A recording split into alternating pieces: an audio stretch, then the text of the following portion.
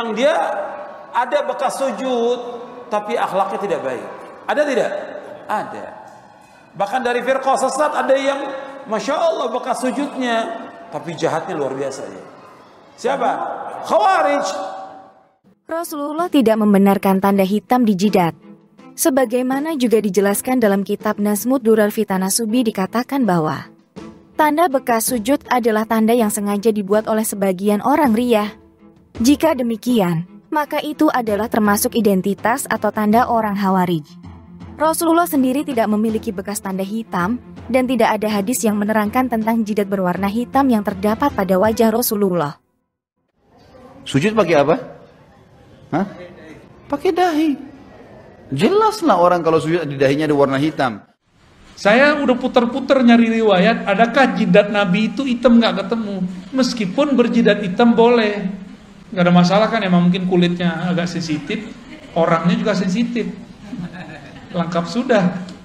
Jadi ini Allahu a'lam pemahaman yang saya anggap mungkin rancuh ya, karena tidak faham tentang masalah penjabaran. Kalau ada satu orang, dua orang yang seperti itu, maka jangan dijadikan sebagai tolok ukur ya, karena ini memang ciri orang-orang yang beriman. Cuma bukan itu yang dimaksud simahum fi wujuhim min athari sujud.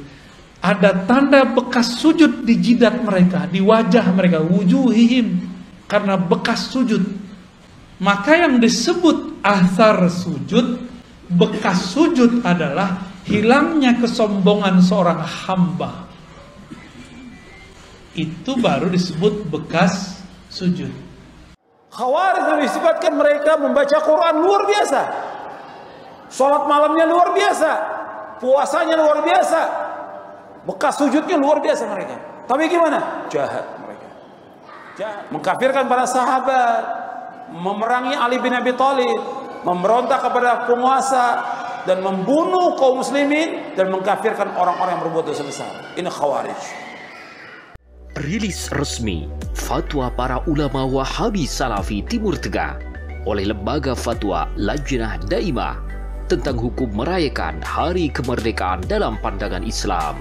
Kemerdekaan adalah salah satu hari besar dalam sejarah umat manusia yang dirayakan dan diperingati oleh seluruh bangsa termasuk di Indonesia.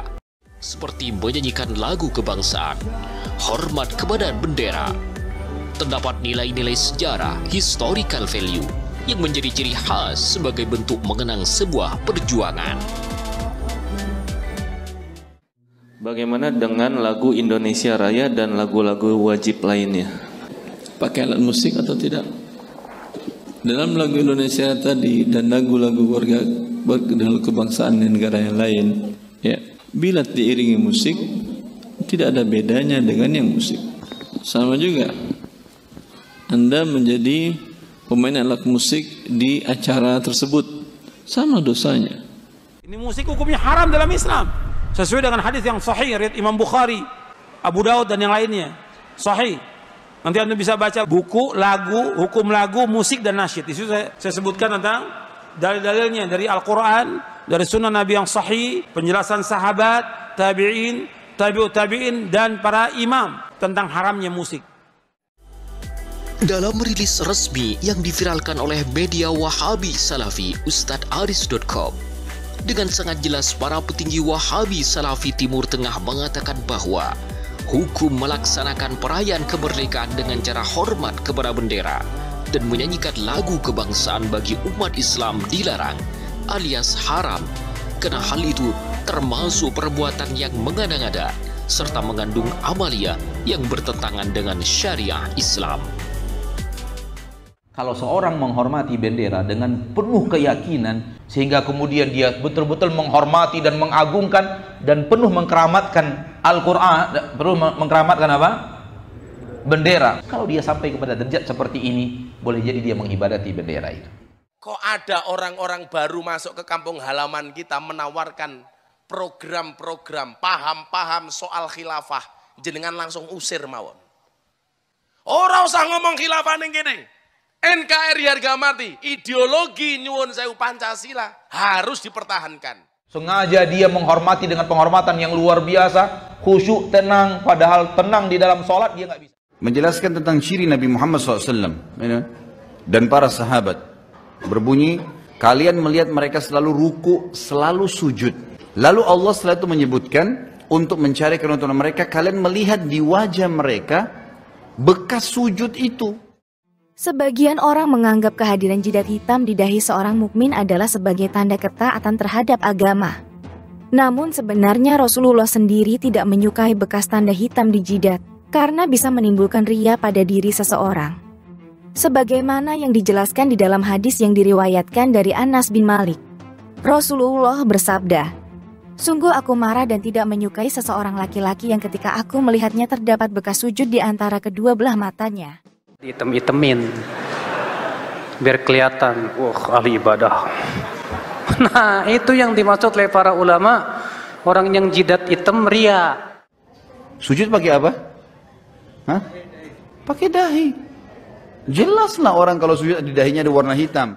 Bener, karena kan hitam tuh gara-gara panas itu kan, Pak. Iya. Tapi kalau antum bertelekannya di atas tangan sambil kita sujud, insya Allah nggak cepat hitam, Pak. Orang beriman tidak boleh ada tanda di dahinya. Gimana caranya? Allah sebutkan cirinya memang itu. Antum lebih banyak bertelekan kepada kepala. Jadi ketika antum sujud kepalanya ditekan, tangannya nggak menekan gitu. Mungkin kepala antum cepat hitam. Kalau dia ngomong kosong gitu. Sesuatu yang jauh sekali dari agama. Salah satu tokoh-tokoh mereka gitu. Ini semua teman-teman tidak bisa dijadikan tolok ukur kalau jidat hitam itu berarti buruk. Ini salah ini. Itu yang dimaksud oleh para ulama. Banyak penukilan perkataan para ulama seperti Ibnu Umar dan yang lainnya, bahwa orang yang jidat hitam itu ria. Allah sebutkan cirinya memang itu. Kata Nabi SAW dalam hadis sahih, saya diperintahkan sujud dengan 7 anggota tubuh. Yang pertama dahi sama hidung. Pastilah dahi tersentuh dan akan berwarna hitam, gitu kan? Saulin juga hitam, Pak, 6, Pak. Memang sudah begitu. Bahkan Umar bin Khattab tembuskan cirinya dahinya hitam. Jadi ada orang sengaja dihitam-hitamin, terus sujudnya dilama-lamain. Tujuan dia pengen kelihatan hitam, biar orang-orang lihat, nih saya hitam nih. Jadi siapakah yang sujud kepada Allah? Orang yang sudah melepaskan kesombongannya, ego-egonya, merasa sok pinter, sok alimnya, sok solehnya, sok merasa paling benernya, dia buang sudah. Karena yang merasa sok bener di sini, bener. Yang merasa pinter mana? Yang merasa bergelar ini, yang merasa manhajnya, mazhabnya paling bagus, torikotnya paling keren ini.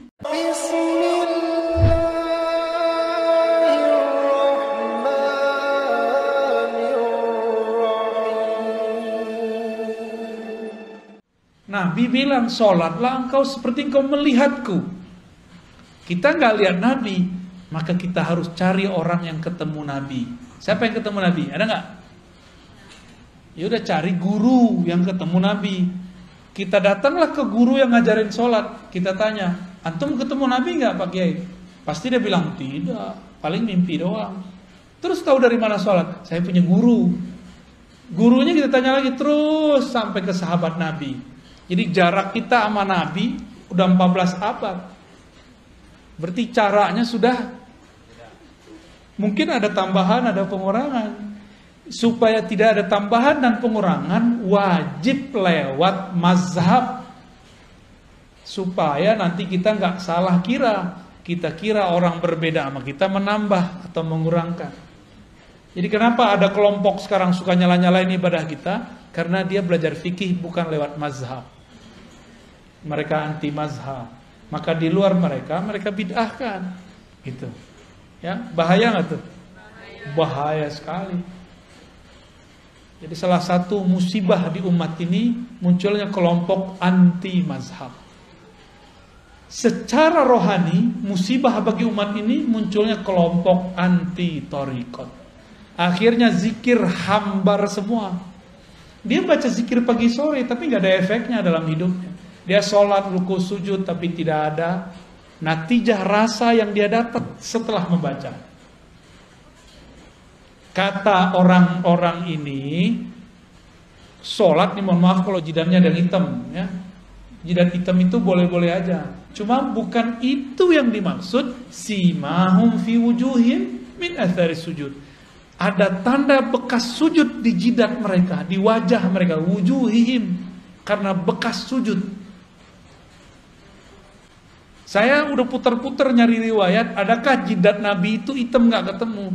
Meskipun berjidat hitam boleh, nggak ada masalah kan, emang mungkin kulitnya agak sensitif, orangnya juga sensitif, lengkap sudah.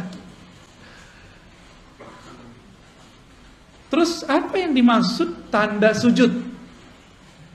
Tanda sujud, saya sering sebutkan, orang sujud kepalanya di mana? Di bawah apa? Di bawah tempat paling kotor di alam semesta. Nih, tempat buang air kecil.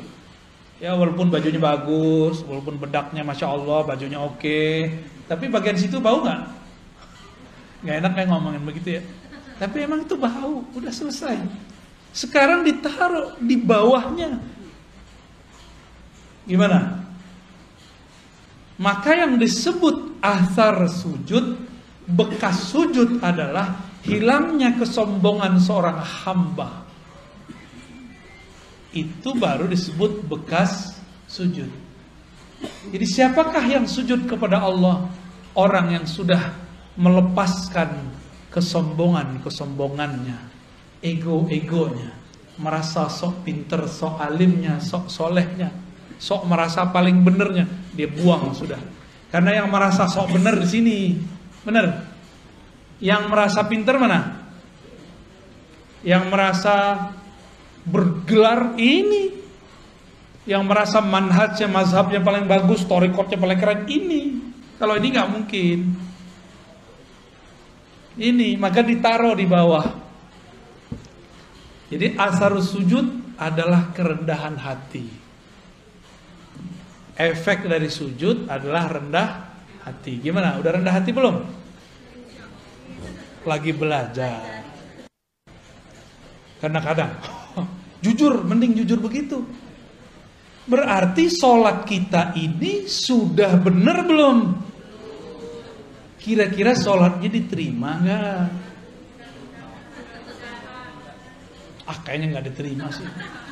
Soalnya simahum fi wujuhimnya belum ada.